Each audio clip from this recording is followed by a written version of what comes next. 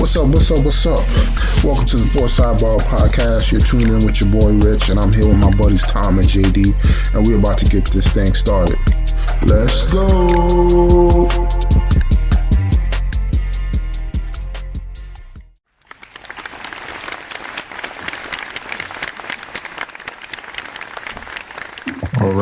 All right. Welcome back, ladies and gentlemen. Episode 58. We're trucking and rolling right now. How's everybody doing tonight?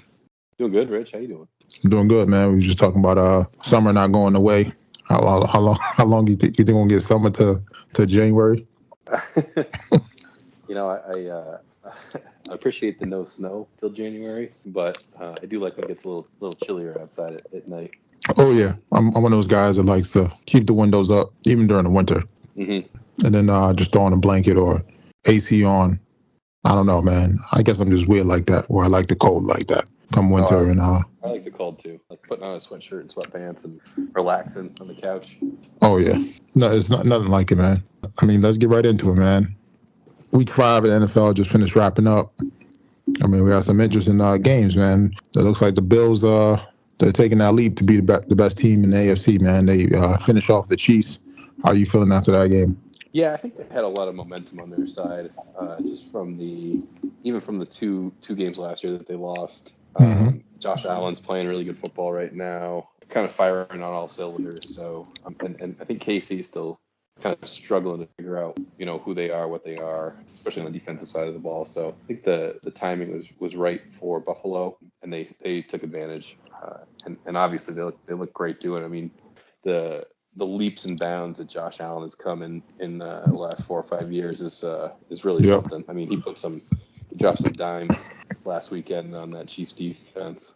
Oh yeah, they thought he was going to be somebody that could just run somebody in the pocket, but I mean, he's sitting in that pocket dishing dimes, man. The whole team changed around once Diggs came there, so so I'm sure that was a huge part of it. For him getting a go-to weapon. It just seems like Diggs is always open. It felt like he's kind of like Adams, like he's getting 10 targets a game, and somehow he's just open, and people know he's gonna go to him. But I mean, I love the chemistry between them. They developed it real fast too, so.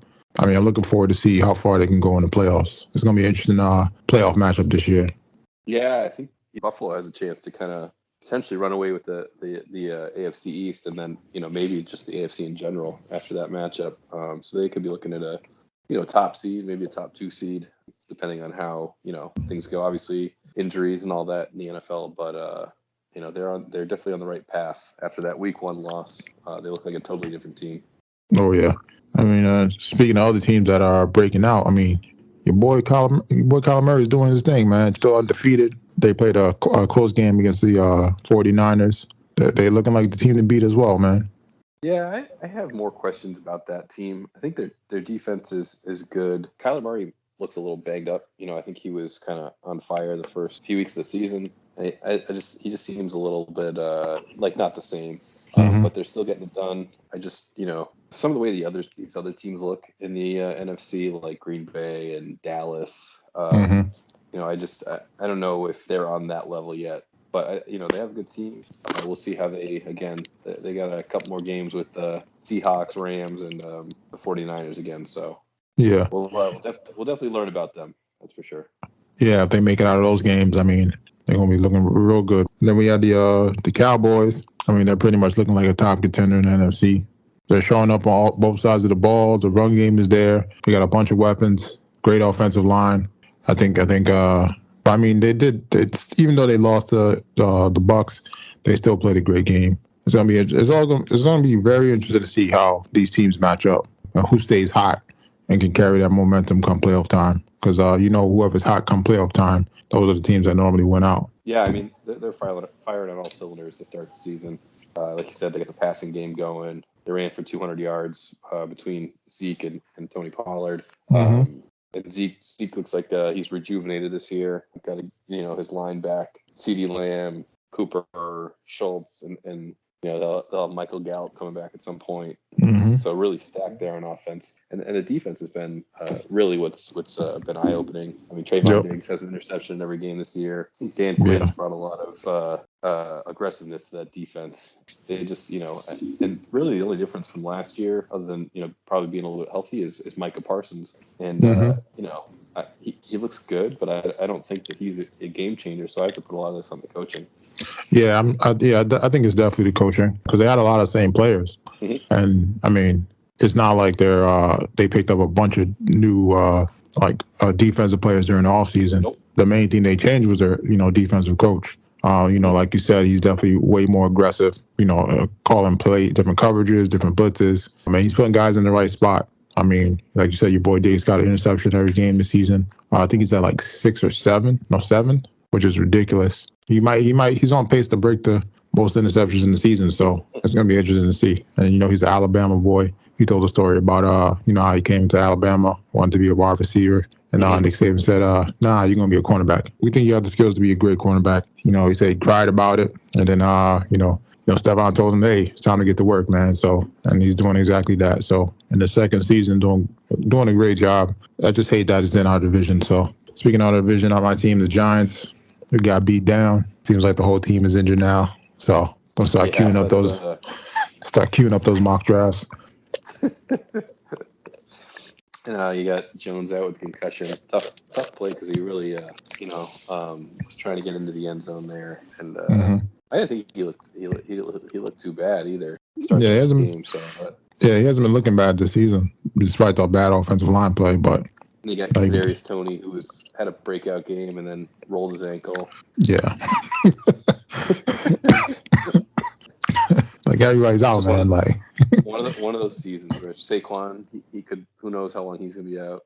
Yeah, I felt like it was like red light, green light in Squid Games, man. Like we're just getting shot down, man. Pack it up. Let's try again next year. I mean, there's nothing we could do about it. I mean, nothing you could do about injuries. Just hopefully some good things come out of it as far as players stepping up that, didn't get a chance to really play too much. And then basically looking at these mock drafts right now. So probably I think our biggest need will probably be defense on the defense side of the ball. Get some more pass rushers and maybe a corner or two. So depending on how that pick falls, probably take the top corner or the top defensive end. So that's what I'm hoping for. But you never know with Dave Gettleman, so. That's a good point. Then we got the Chargers. They outdueled the Browns. Sons of bitches. Cost me a fantasy game. Freaking put up 40. This guy put up 47 points against me. Can't believe it. But I mean, we've been talking about it, man. Your boy Herbert's been looking great. The silent assassin. Doesn't do too much talking. Just goes out there and plays. Got a bunch of weapons on offense. Defense shows up. Sometimes they didn't show up last game, but. I mean, he did what he needed to do to win the game. I mean, last year they lost a bunch of games by 7 points or less. This year they turning those games around in their favor. So yeah, he I think Herbert looks awesome. I mean, looks like a top 5 quarterback. Played a relatively, I would say, tough defense in Cleveland. I think they got a pretty good defense down there, and he was able to bring them back, win that game. Really utilizes kind of everyone on the field, from Eckler to Jared Cook to Mike Williams and Keenan Allen, and can kind of get out of the pocket and move around a little bit too. So he's I thought this year he might start off a little slow, but it looks like that's not the case. He's off to a fast start, and maybe one of the top teams in the AFC right now. I think they will be considered first place. I think. I don't know if 'cause I know some other teams have the same record, but they do like a strength of schedule type thing. Yeah, that might be only lost to Dallas. Yeah. Yep. Yeah. So, but I mean, it's gonna be a battle because they got the Chiefs in that division. I think they'll probably steamroll the Broncos and the Raiders because they're kind of in a mess. I mean, we thought the Broncos would be the Broncos are not bad, but I don't think they got it, man. I don't think they got it. Yeah. But them and the Chiefs are gonna be the teams to watch as far as who can win that division and secure a playoff spot. So the other Sunday night game was Sunday game was the Packers and the Bengals. I actually watched that one. It was a great game. I guess I jinxed the Bengals because I hopped on the bandwagon real quick. The damn kicker making the field goals to win the game. So you mean Aaron Rodgers after the kicker after 5 like missed field goals, he actually pulled one off and they won that game. So that Jamar Chase and Burrow combo is looking very dangerous, man. Yeah, and you saw one on the other side too with Rodgers and Devonta Adams. So those big receivers can make a huge difference. So it's good to see Burrow with feeling comfortable with Chase. That should be a nice combo for the next many years, hopefully, for Cincinnati. Yeah, I felt like it was we're watching the old like gang versus the up and coming gang of quarterback receiver versus the older quarterback receiver. It was great, man. Like we talked about this before, man. NFL is in great hands as far as these young quarterbacks coming up. So absolutely. And then we had the Seahawks. I mean, your boy Russell's out like 4 to 8 weeks. You think it's time for the Seahawks to rebuild, man? Or I don't think they need to rebuild, but they definitely have to. I feel like they have a lot of young guys locked up. They probably need to rework that line a little bit and maybe work on the defense a little bit. But their receivers are locked up. They should be good there. Russell Wilson's locked up, and they're gonna be careful with him. They don't obviously at 2-3 they're not throwing in the towel, but without Russ there, it's a totally different team. So again, they're gonna take their time, make sure he's good and healthy before he goes back out there, so they don't risk anything long term with him. But no, I don't think they need to rebuild yet. I think that they got a solid young core. They just need to get a little better on defense and be able to protect Russ a little better. I feel like this might be the perfect time for them come, let's say, the offseason to trade Russell, get as much as they can for him. Because I feel like they need a lot, especially on the defensive side of the ball. And I know that cap is kind of messed up. So I don't know. Maybe he's collateral to fix the cap, or maybe they trade one of those receivers to try to offset that. But I don't know, man. I don't know about the Seahawks. It seems like they haven't done anything with that defense since they had that Legion of Doom. So yeah, I think that's really been hurting them. I thought that they were a little better last year, but push came to shove, they didn't really have it. So yeah, I think you're right. I think they really need to figure out what to do on defense there. Yeah, I mean, maybe get a new defensive coordinator or something. I don't know, or just yeah, or just build straight through the draft. I mean, I don't even it doesn't even seem like they've really been drafting any defensive guys. And then the ones they did, they let go. So they let go on free agency. So, but I mean, we're gonna have to wait and see if they can hold on to keeping pace with some of those other teams until Russell comes back. If not, I mean, they're gonna pretty much be falling out of the mix. But I think that's good for you guys. You guys got their first pick, right, this year too? Yeah. It's one of the guys I follow on the New York beat writer, just like, man, this is a big win for the Jets because they got Seattle's first round pick this year. And that'll be great for you guys to have two or let's say one high pick and one mid pick. Depending on if you guys win some games or vice versa. So. Mm-hmm. Yeah, I should be looking at two pretty decent first round picks. Hopefully, maybe 2 top 10 picks. Yep, you're gonna be right there with the Giants. That looks like the Giants pick is gonna be higher than the Bears pick because it looks like they won too. So, and then we got we had the Ravens. They take care of business, 4-1. Lamar goes crazy the past 2 games, throws over 300 yards, have over 400 the last game. Is the time has he quieted the doubters that said he couldn't pass the ball? Oh, what do you think? Well, I think he could always pass, but I think the system they were running was not conducive to him passing. I think the fact that they lost 2 running backs and then they had another running back out left them with no other option to pass. But I mean, don't get me wrong, he's still been throwing to the same 2 guys. But I'm interested to see him when those other receivers come back, like Bateman and Watkins. So, but I think this is going to help open up their offense going forward. Hopefully, he was super accurate too. It wasn't just that it wasn't one of those 23 for 50s or games or whatever. It was he was above 85% completion percentage. He threw for over 400 yards. But yeah, like you said, he's hitting Marquise Brown and Mark Andrews pretty much the whole game. But I think you're right. I think Bateman gets back or gets on the field. I think potentially this week I heard, and then they fill out the rest of that receiver crew. I'm with you. I'm interested to see what they do. Do they go away from the run a little bit? It seems even like the last few weeks they've, I think 2 weeks ago they had to run when basically the game was over to get to their 100-yard mark, and then on Monday night I think they were under 100 yards rushing for the first time. Forever. Yeah. And honestly, like if you want to keep Lamar healthy, you're gonna have to throw the ball. He just can't. He can't continue to take hits upon hits like that and stay healthy. I mean, you see him; he's pretty much on the injury report every week as is. So. Yeah. And they got a good line, so I don't. Obviously, they got a good line. They run the ball like crazy, so if they can keep him upright and he can pass the ball and find open guys, I feel like Marquise Brown is another one of those guys that just always whenever Lamar winds up and throws it downfield, he's always got like 5 steps on the cornerback. I don't know how he's so open. I think he's just super fast, and yeah. People. I think the issue is that like Lamar is so like dynamic that as a corner or like as a defensive coordinator, you kind of have to worry about him. So that kind of leaves like your secondary like not as far out as they should be because of that run. And they know they run so much. But I'm interested to see how teams are going to defend him now, knowing that he's passing more. And if Baltimore keeps that trend going. Yeah, I'm interested to see too. I'm with you. I mean, he's having a MVP type year. I'm looking forward to see what if he can put up another, over 300 passing yard a game for the upcoming game. Because prior to this, he only had like 3 total in his career, and 2 of them came in the past 2 weeks. So then we got your boy John Gruden wilding out on the emails, lost his job. What do you think? Oakland goes from here, man?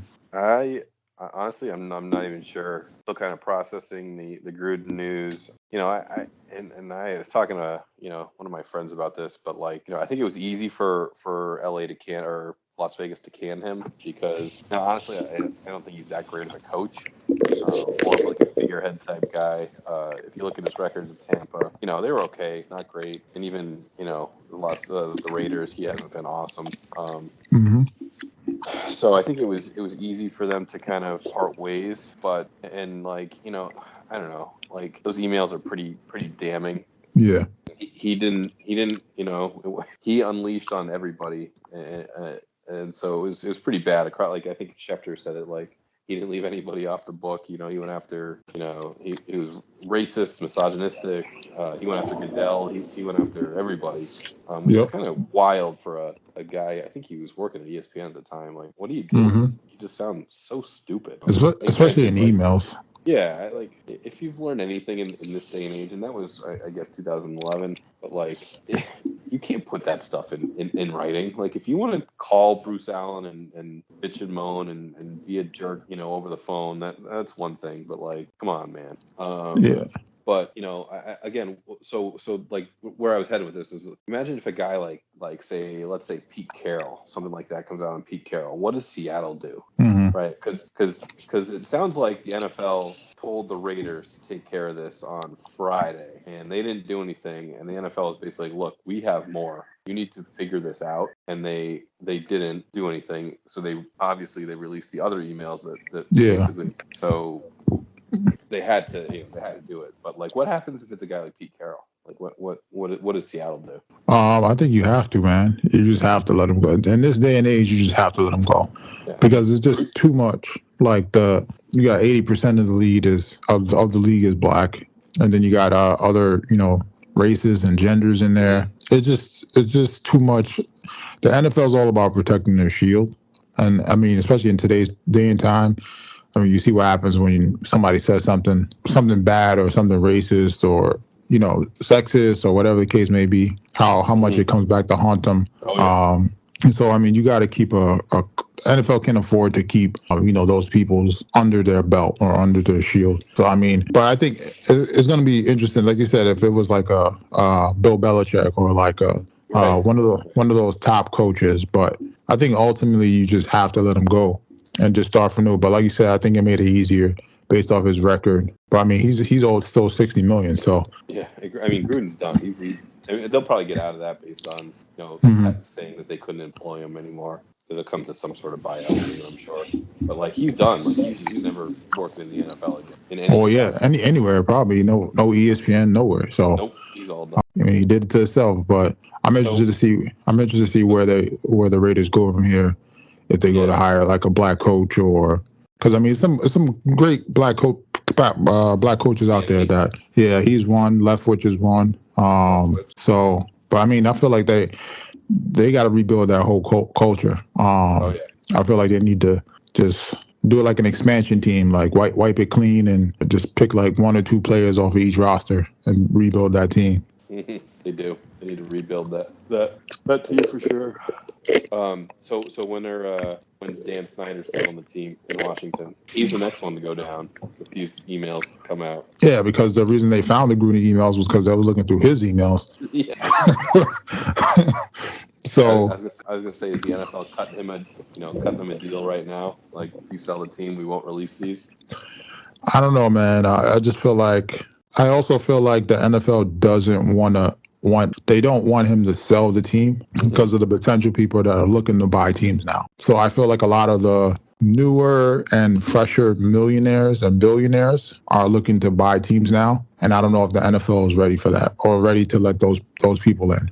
Yeah, you might be right. So I mean, I don't know, man, because we thought he would have been gone, but I mean, he's still holding strong to that team. I mean, I know. A lot of sexual allegations going on, but hey, I mean, you don't even see it in the news anymore compared to like some of the other stuff. So I know.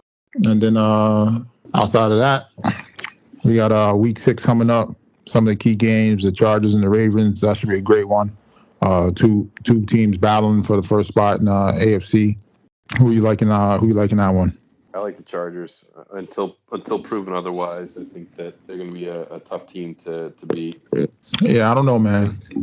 Brandon Staley's been super aggressive on offense, basically, going for it all the time, everywhere,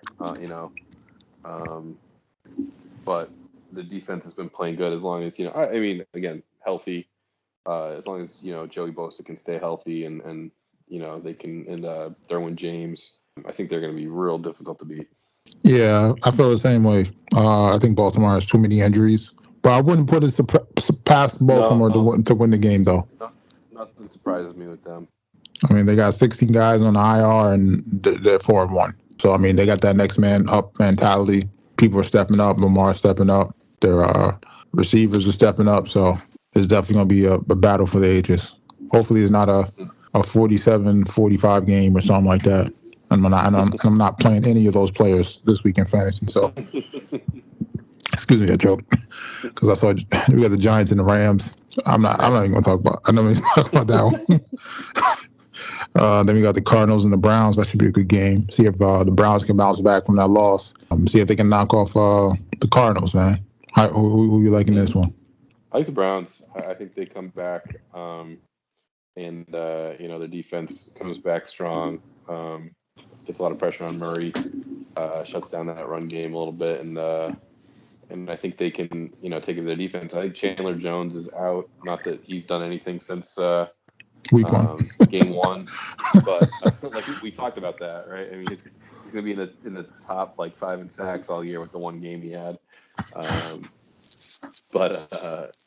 think I like Cleveland at home on this one.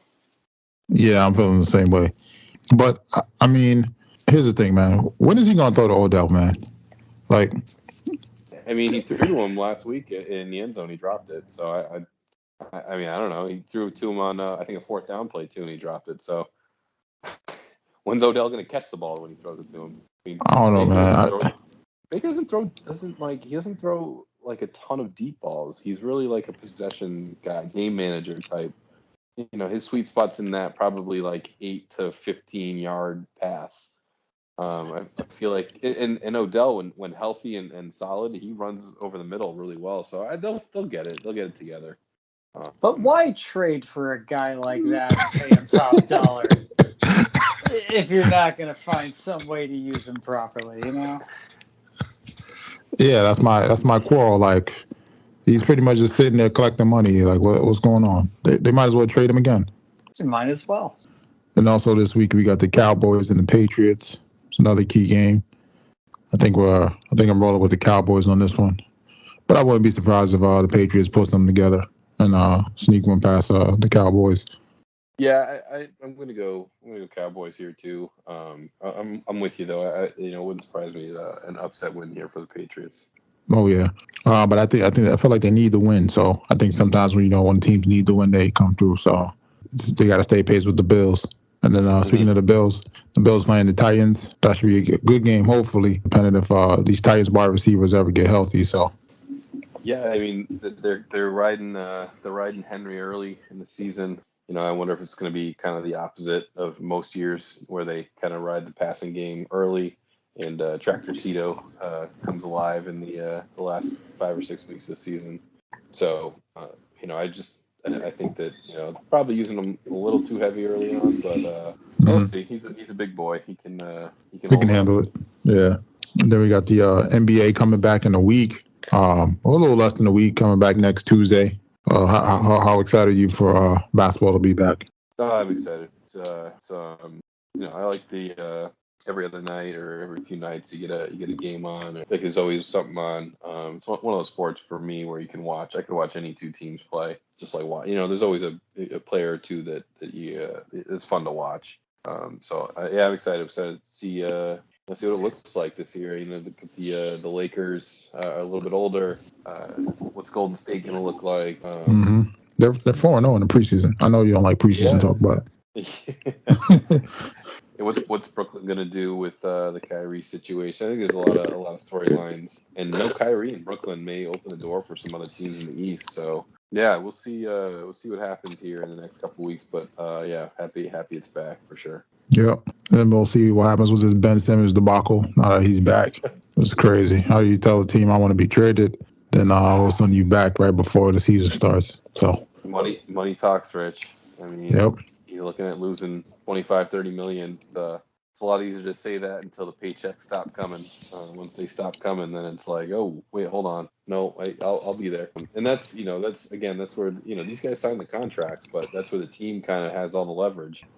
It's the same as Aaron Rodgers when he was holding out in the NFL, right? I mean, he had basically, hey, we got you for 2 more years. Like we don't have to do anything. And then if you don't show up, we're not going to pay you. So, and that's kind of what happened here. I think, Ben Simmons, Philly wasn't flinching. They were asking for sky-high prices for him, knowing that they probably weren't going to get him. But, if someone were to bite on it, they were like, okay, we're good with that.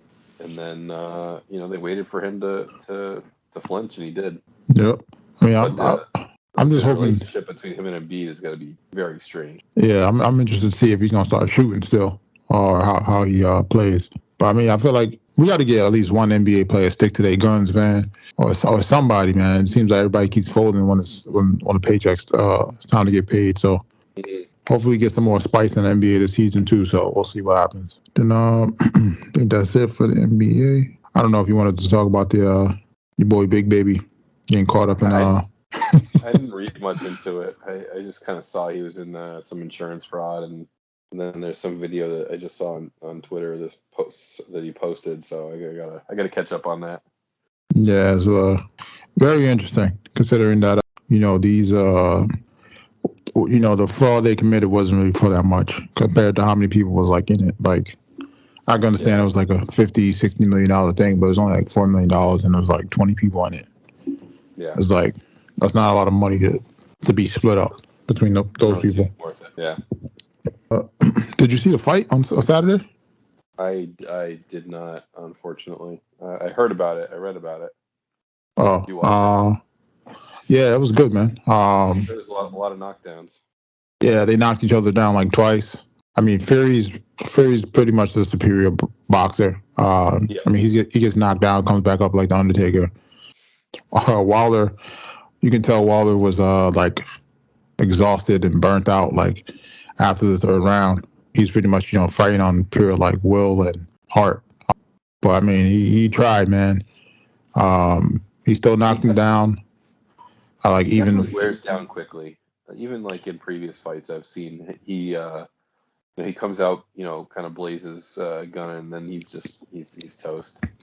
Yeah, I think he's not used to the weight, because when you come up in weight like that, you can't act how you normally would, especially when you're like coming from like 210 to like 240. Mm-hmm. But I don't know. I think maybe he just needed to get more sparring sessions in at that weight. But yeah. I mean, overall, it's a great fight. It's one of those fights that's going to go down in history as one of the top trilogies of boxing. But Yeah. I mean, at this point in time, I don't think there's nobody for Wilder to fight. I wouldn't be surprised if he retires. And then for Fury, I mean, it's really not really anybody else for him to fight either. There's a few guys, but I mean, he's pretty much going to mop the floor with them. So it's going to be interesting to see what fight he picks up next. So then we got MLB playoffs. I mean, the Red Sox they're taking care of the Rays. I mean, the Astros up 3-1 on the White Sox. Yes. The Astros closed that out. Yep. The Braves, they took care of the Brewers. Yep. I mean, the Dodgers series tied 2-2. That's gonna be a good one. So, I mean, that's pretty much it. Semifinals almost all set. Should be a good series. Cora going back down to Houston. I think they Red Sox got to deal with some good hitting down there. I think that's where Tampa Bay kind of faltered. They just couldn't hit the ball. Yeah. Red Sox are hot at the plate. See if they can hold that up. And then out in the NL, I think whoever wins this Braves, whoever wins the Dodgers Giants is going to wipe the floor with the Braves. But I've seen stranger things happen. Yep. I mean, you never know. But like I said, we're going to have to wait and see. Two really good teams out there in California. Oh yeah. That's whoever comes out. It's kind of like whoever comes out of that series is going to win it all. Kind of like how that's how I feel. Kind of how like Milwaukee and the Brooklyn series was though. Yeah. And I think that's it for MLB.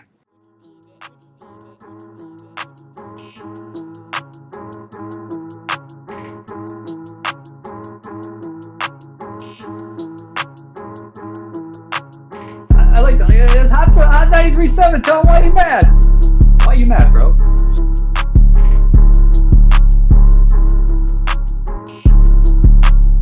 I was thinking about that earlier. Why you mad, bro? Hey, why you mad, bro?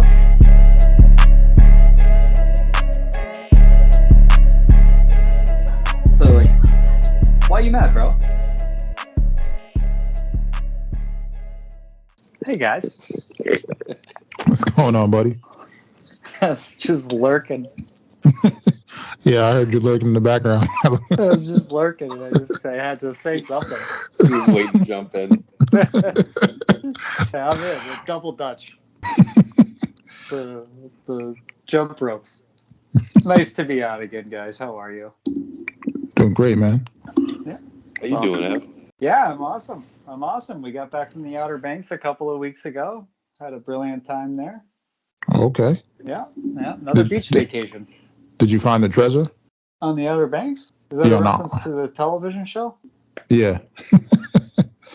No, I haven't seen that show. Is it good? Yeah, it's really good. It's not bad. It's probably it's like in the 7 range. It's like one of those like teenage coming of age stories. Picture like a little older version of the Goonies. You probably don't know what the Goonies are. Of course I know what the Goonies are. We're the same age. We grew up at the same time. No, but some people never seen the movie before, so. Of course I've seen the movies. I couldn't imagine that there's a pirate ship involved, but potato. Not necessarily a pirate ship, but they're definitely looking for treasure, like gold. So. Well, don't spoil it for me. I guess I'll figure out whether they find it or not. Yeah, second season just finished not too long ago on Netflix. So. Great.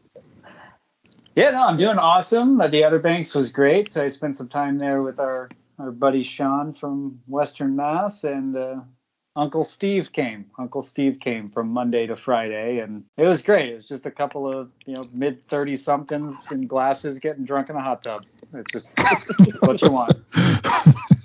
Just me and him. Lots of fun.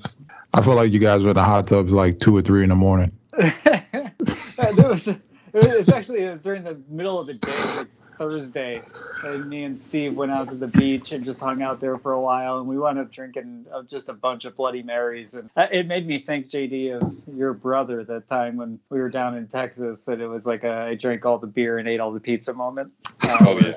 Allie wound up finding us. We were just sitting there in the hot tub having drank all day and just kind of mumbling to ourselves. So that was great. It was that kind of vacation. A lot of fun.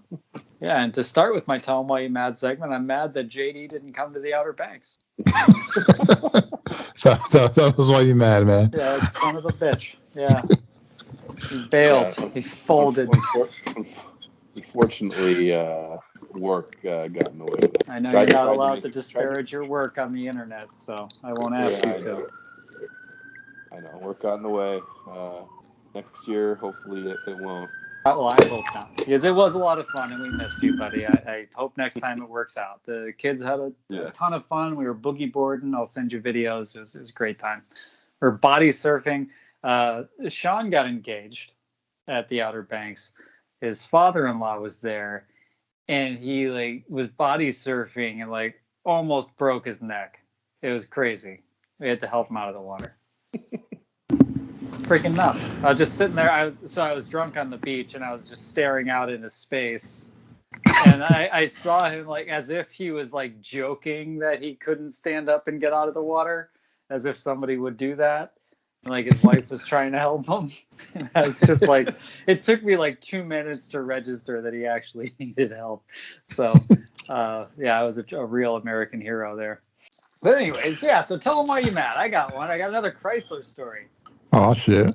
Yeah, it's ongoing. But so I just went to the Outer Banks, right? I took my family. We took a bunch of cargo and all this good stuff.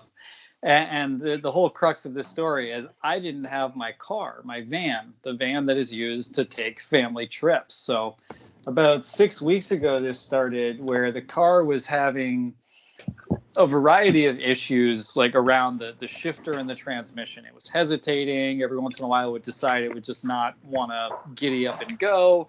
And it kept popping up with this service shifter scenario.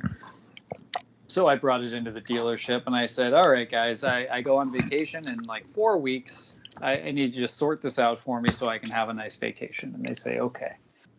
So a couple of weeks go by and they're troubleshooting and they're tinkering. And then they call me. They say, hey, car's ready to pick up. So I'm like, great. So I pile all the family in my Avalon, my 2007 Avalon.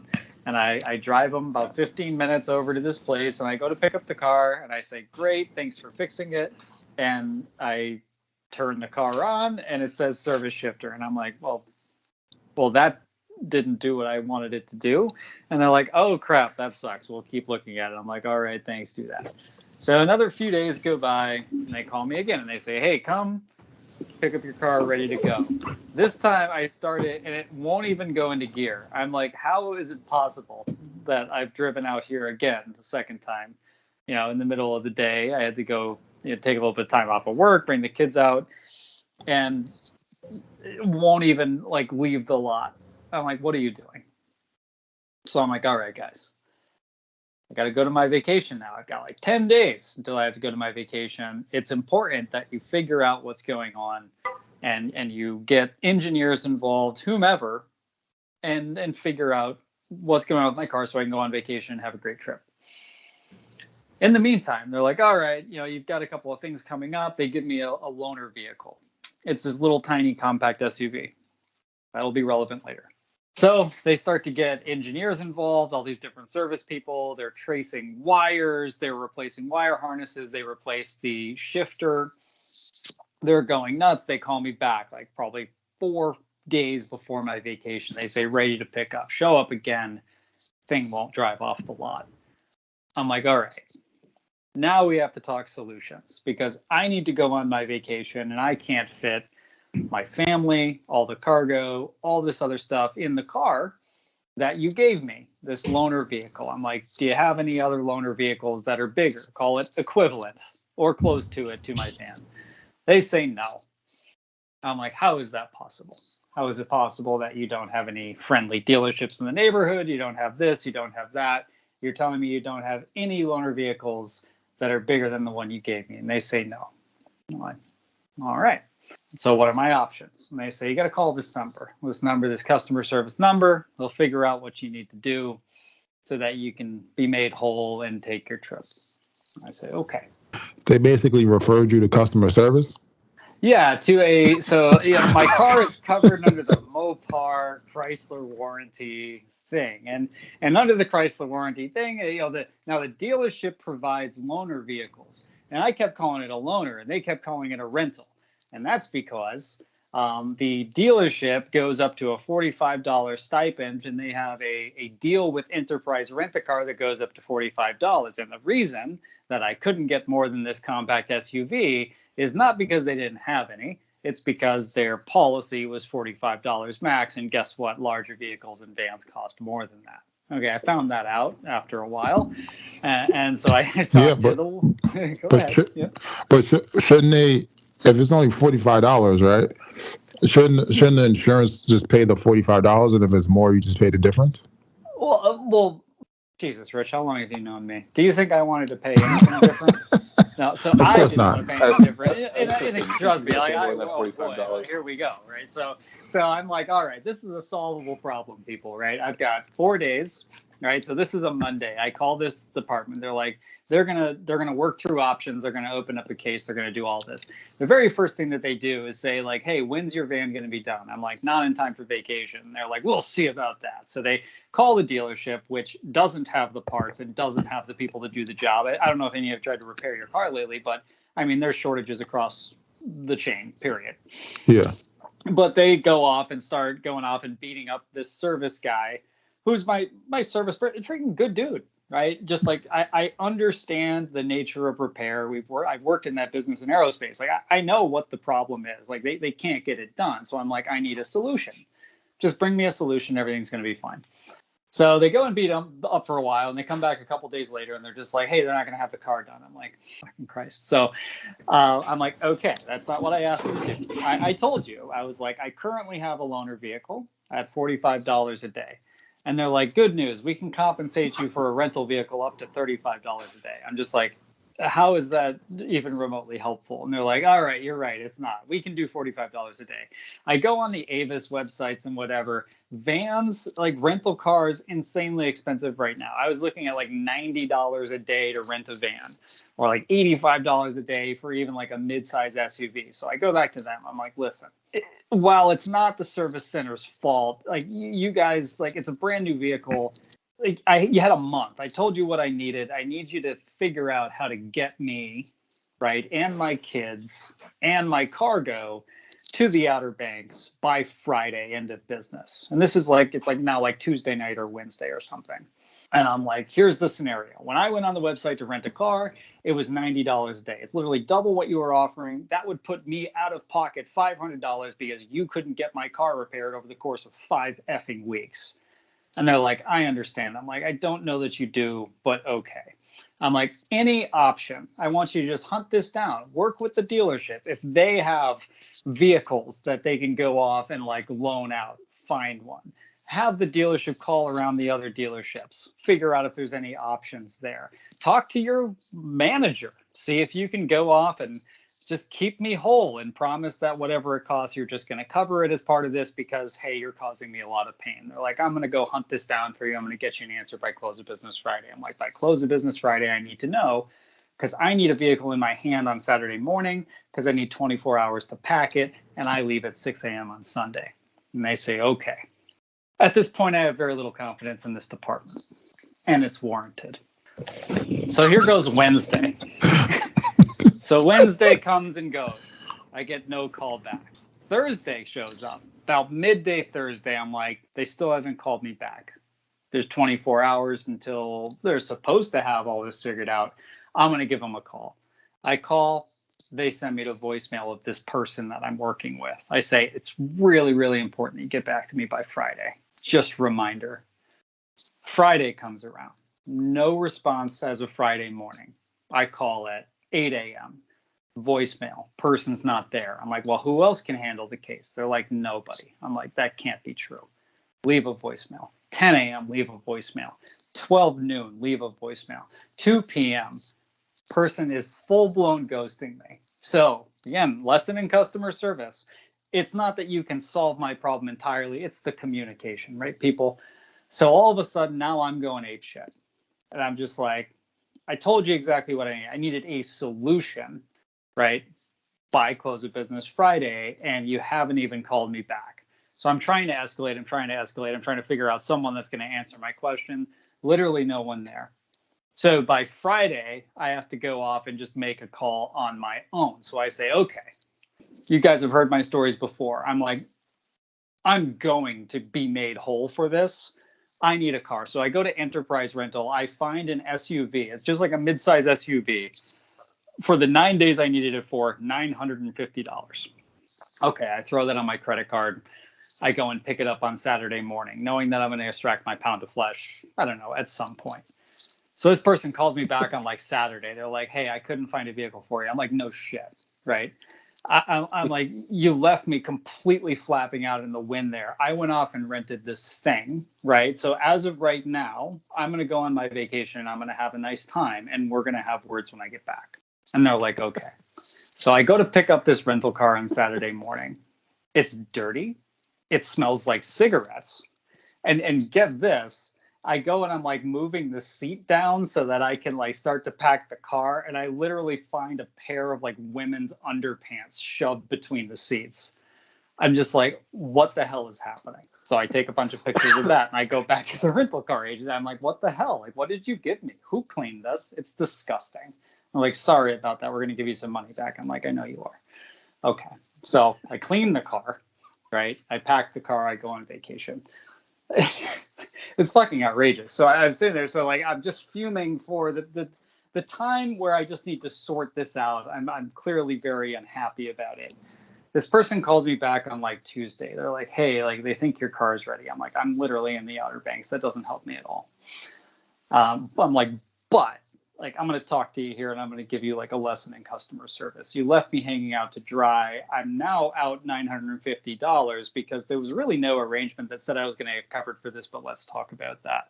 And they're like, yes, sir, we understand, but we offered you a rental at $45. I'm like, it's not even the point. I'm like, you had the car for 5 weeks. I needed some sort of equivalent. You said you were going to help me. You never even called me back. Like, I'm going to get my money back here. Now, ultimately, because I found a bunch of ladies' underpants and it was disgusting and it smelled like smoke, it's actually only $118 different from what they said they were going to do. Right? It came out to like $58 a day instead of $45 or some nonsense like that. This is where I'm at right now. Oh, by the way, so when I went to pick up the car when I got back, they said, your car's ready. I said, great. Drop it off at my house for me. Just do me a favor. They drive it to my house. Within 24 hours, the service shifter light is back on. I literally had it towed out of my driveway this morning. So it's back in the shop. So this is still ongoing. And I'm still fighting with customer service, where I made this extraordinarily clear for them. I said, this is now a principal thing. You guys say that, I've sent them the receipt. You say you're going to cover $45 a day. I'm telling you right now, if you do not make it extremely clear with your leadership that if you don't make an exception to your policy and cover the remaining $118 for me, I'm going to make something happen where someone somewhere in your organization is going to look back at this moment and this decision and say, why the hell didn't they just give them the $118? I didn't tell them what it was. I mentioned social media. I mentioned a variety of other things. I'm like, please record this. Please write this down. I'm like, do everyone here a favor. Talk to your leader in the morning. And whomever your leader needs to talk to, if necessary, to get a policy exception, to give me all of the money back from my rental. If you keep me whole, I'm going to go away. If you fight with me about $118, I promise you it's not about $118. It's the principle of this entire scenario and the principle of customer service. That's where I'm currently sitting. So I haven't received a call back from them yet about their decision. But this brings us back to the Tell Them Why You Mad segment when I talked about my Chrysler issue 10 years ago. I went off and actually that was $400 at the time, so I was even more mad about it. But I mean, I went off and I shredded them. I made this entire document and I published it to the whole world to see. I went to the people.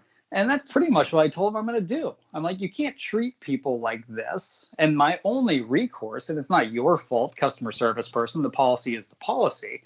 My only recourse is to go off and make you feel pain in whatever way I can as my leverage. And she's like, I understand. I'm like, please last time you said you understood, you didn't call me for 3 days, and I wound up having to go off and make this decision on my own. Now we're in this spot. So that's where we sit. And I really encourage them to be as clear as possible that this $118 is worth more to me than it is to them. And we'll see where it goes. So that's why I'm mad. And that one actually is ongoing. So that was a real diatribe there. Diatribe? Diatribe. Yeah. I hope I didn't bore you, but this is what's happening in my life lately. And I just explained to them, I'm like, look, I'm busy, man. I got work, I got kids, I got family. Like, I don't want to be on the phone with you people for hours.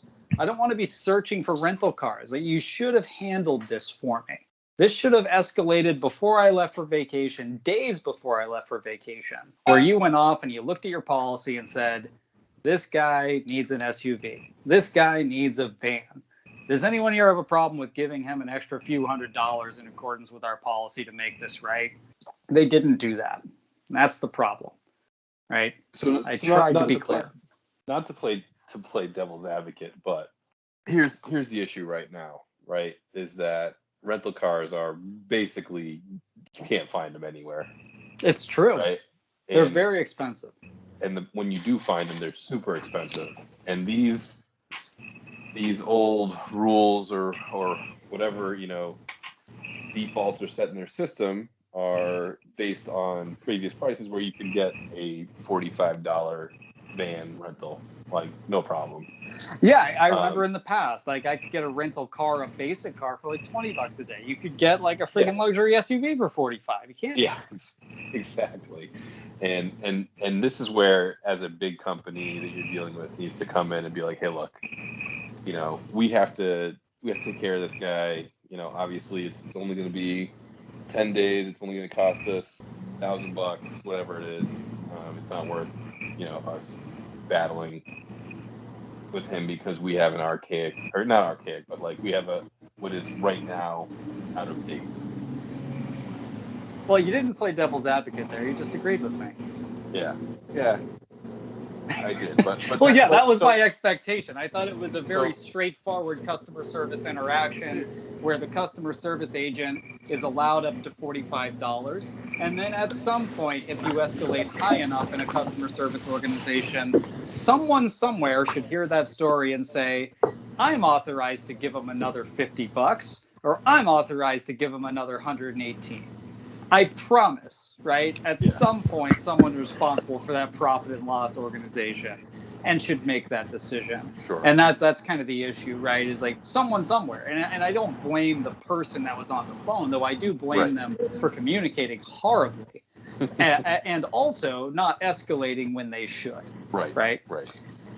So again, another lesson in customer service where I'm sure I'm going to be in the training videos like I was with AT&T of just like, they're like, hey, like, here's a challenging scenario. And like, if you need an adult, call one.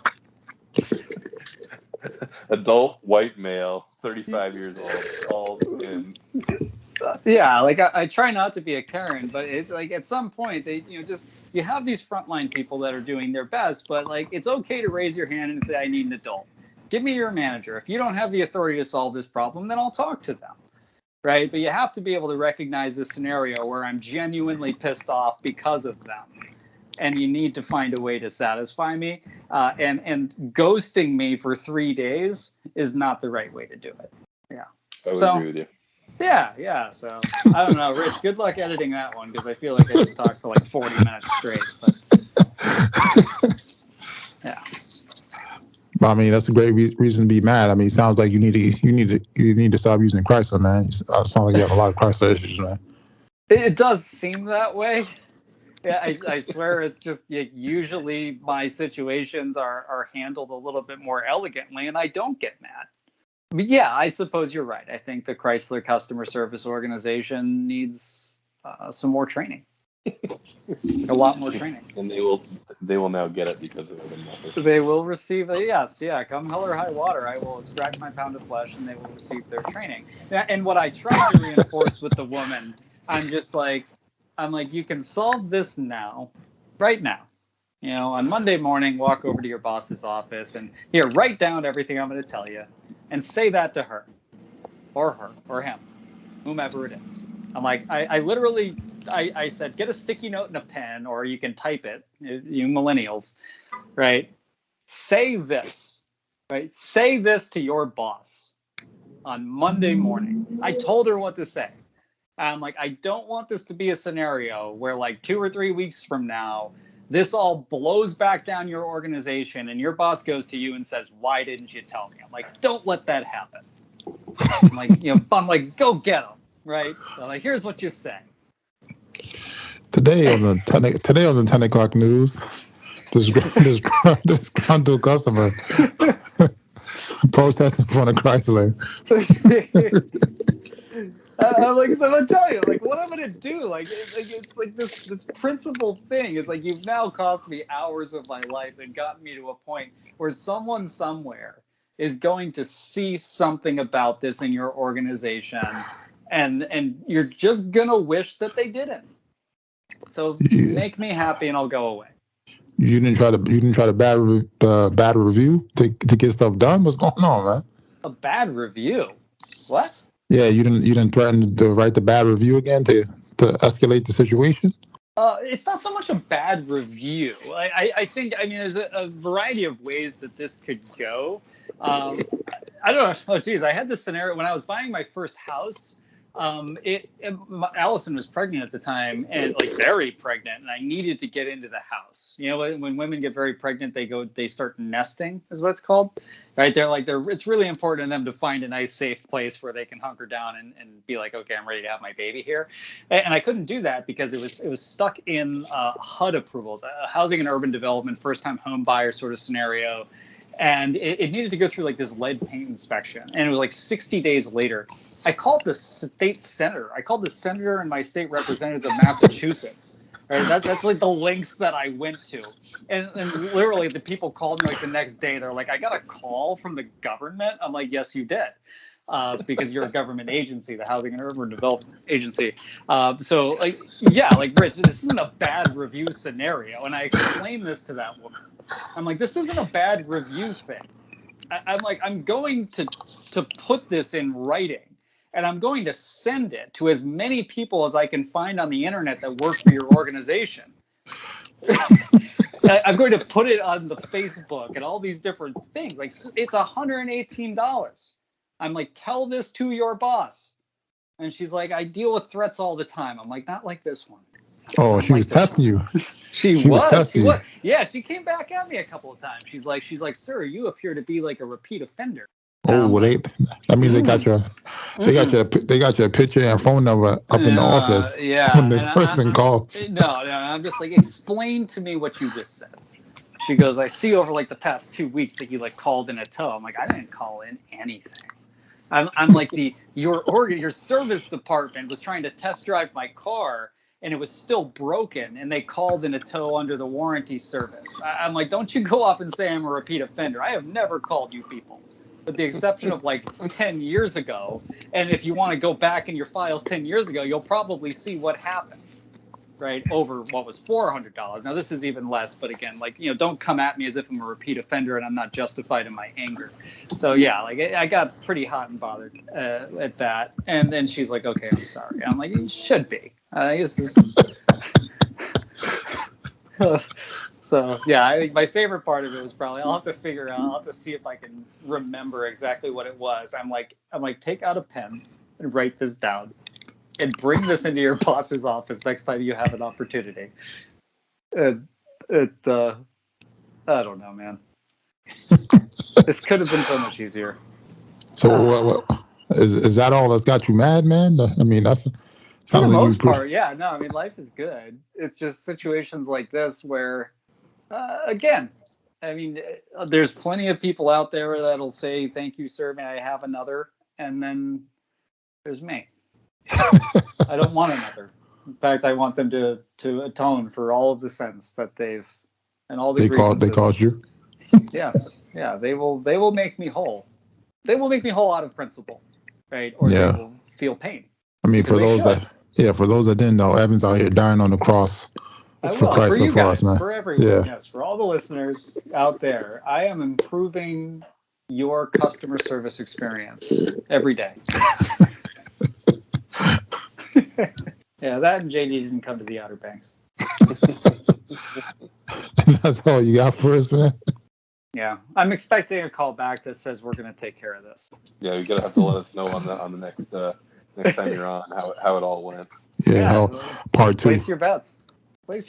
What do you think? Do you think they're going to come back and they're going to say, "Hey, don't worry about that $118"? No, I think they're gonna stonewall you. Okay. Yeah, they're not gonna call you for a month. All right. Yep. I can be pretty persuasive. We're gonna talk to you in a few weeks, and you're gonna be like, "I called that SOB, and he hasn't called me back yet." Ghosted me. Yeah, maybe. It's a shame. Like the kids had to listen to me talk to this person, and they're like, "Geez." I'm like, my God. The only time we actually enjoy doing stuff like that is when you're having like a bad day and you want to take it out on someone. You're like, you know what? I have to call about my car, so I'm going to take it out on this guy today. He's going to feel my wrath. Yeah, and I can't say like I'm not disrespectful ever. No, and I know that the person has a certain amount of authority and they're just trying to do a job. At the same time, this is important to me. Yeah. Right. It caused me pain. It caused me stress. It caused Allison a lot of stress. She's like, "What car are we driving?" She's like, "I like to pack it like days in advance." So like again, like it's just the person trying to do a job. Yeah. But right is like that could be a brand new person trying to do that job, and I'm gonna guide her through the process of providing customer service to someone like me, and it'll make her really good at her job, I think. Or they'll come back and say no, and then I literally will. I will find emails to like it could be the board of Chrysler, which is it's a publicly listed company. There's a variety of different people that I could send all this information to, and like that's just it's stupid little things, right? Because like I work in a customer service industry, like customers do that. Right. And then that blows back on the entire organization because they look at it and they say it was $118. Make the right decision. Right. Right. So like, yes, there's policies in large corporations, but every single level of leadership has a certain amount of authority that is just at their discretion. What do you think's the right thing to do? Every single organization, doesn't matter what size. Right. So this is a scenario where you go up and say, "Boss, I need a policy exception, and here's why." And that's what I guided her. And now it's in her hands. I hope she makes the right decision. We'll have to wait and see. We will wait and see. Yeah. Hey, Rich, props to you for actually taking part in the fantasy hockey draft. It was you, me, and Brian. I was there for 4 rounds, and then I had to do bedtime. Yeah, I had like 3 screens growing for like hockey stuff, trying to figure out who to draft. Yeah, I think I got my first 4 guys, and then I let auto draft from there. Yeah, I think I got 3 of the top defensive guys, and then I don't really know too much. Then I went to find some sleepers, some rookies, and some other wings I was trying to get. Yeah, okay, I see you. You got a good team there. Yeah, Kucherov, Hedman, Fox. Yeah, that's a good squad. Hopefully, I went defense and goalie heavy this year myself. I thought that top defenders are hard to find. I think I was the same strategy as you for the most part. Yeah, because I feel like those are they have the most like they're using before of men, and then they pretty much playing every night. So yeah, but we're gonna have to wait and see. Yeah, it should be a lot of fun. Might be the first black guy to win a hockey fantasy league. So it's possible. That is very possible. I wish you luck. Same to you, brother. Forget it. I'll tell you guys later on the text chat. All right, man. All right. Hey, I'll see you guys later. Thanks for having me on. Thanks for getting on, man. All right. Take care.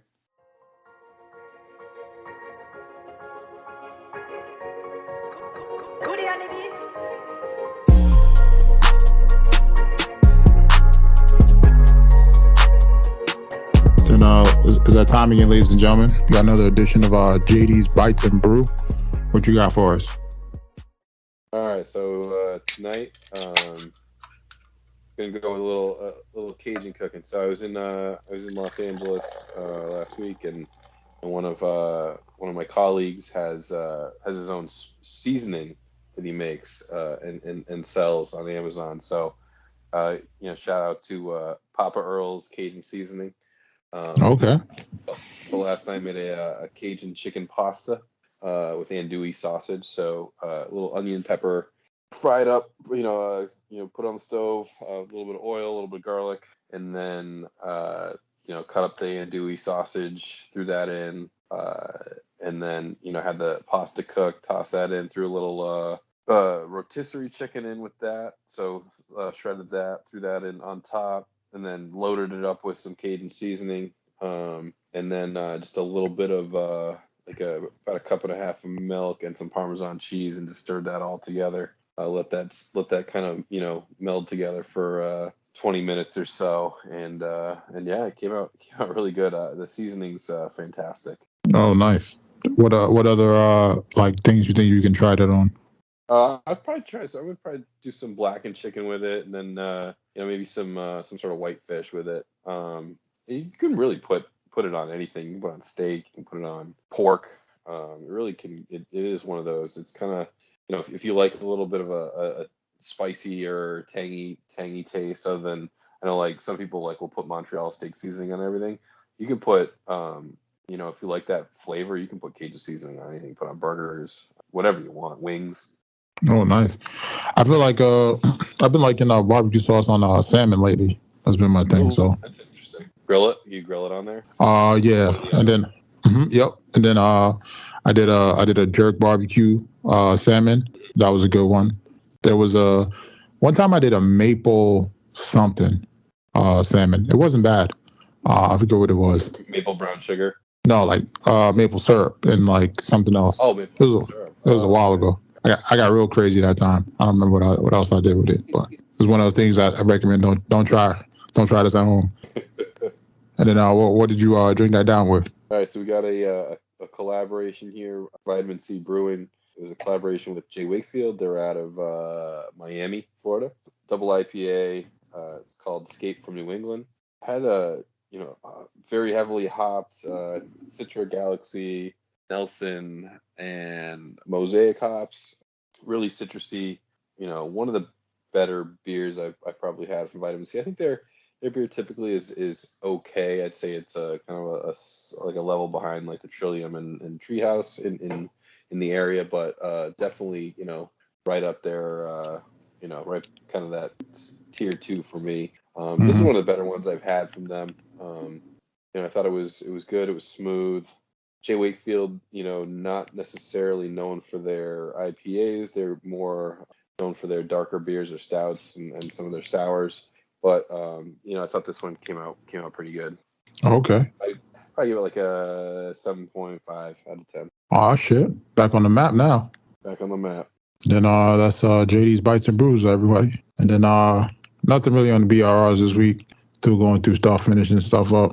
Fell behind. I know. Also want to start watching Dope Stick. Started out on Hulu. It's about Oxycontin. Trying to think what else. Finished. I'm like halfway through the Capricorn Man, or I forget what it's called, on Netflix. Almost finished season 2 of Ted Lasso. So watching Wu-Tang.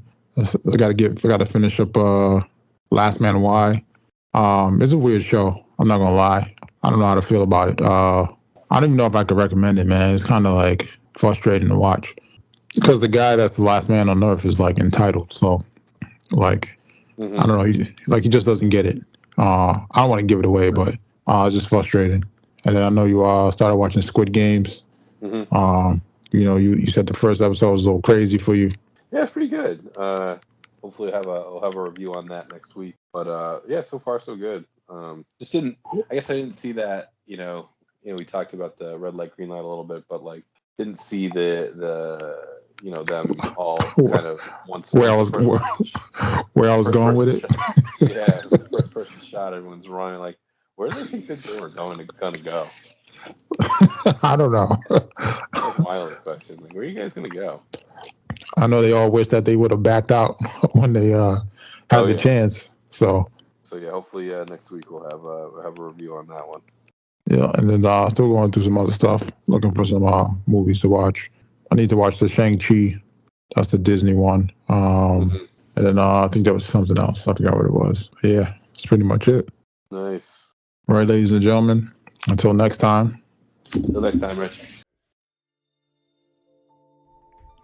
I want to thank y'all for rocking out with your boy Rich, JD, and Tom here on the Sports Sidebar Podcast. Give y'all something to ride out on.